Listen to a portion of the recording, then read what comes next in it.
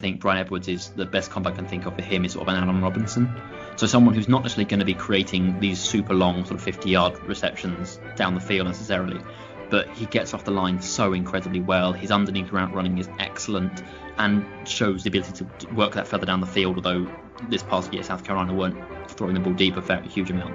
But yeah, his ability to consistently create underneath separation, he adds a lot of value at the catch point. He's good after the catch. I think it looked like he played a bit heavier in 2019 than 2018. I think it'd be nice to see him lose a little bit of that weight and get back to more sort of the 2018 kind of weight.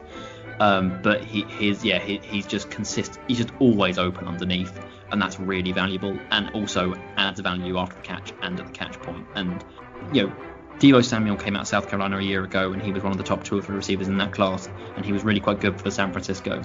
Bryan Edwards is, I think, in almost every regard, a better receiver than Deebo Samuel was coming out, and that's high praise because I really like Deebo Samuel. But Bryan Edwards is just not.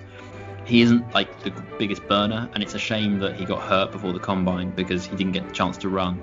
So you don't get a test of quite how fast he is, because I think for him, if he runs 4.45, then that's I think for me that means that puts him right in the very top tier of receivers.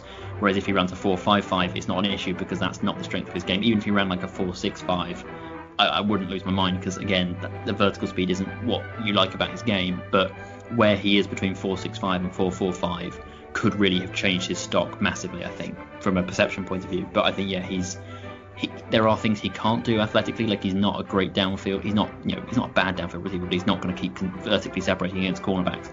But he's just open underneath all the time, and not like 3 or 4 yards down the field. But he's open on each sort of short to intermediate routes, and particularly when you get to like third down situations, players you can go to and who can bail you out in sort of 3rd and 7, 3rd and 8. Those are really useful players, and he is definitely in that sort of upper tier of those elite possession receiver type guys.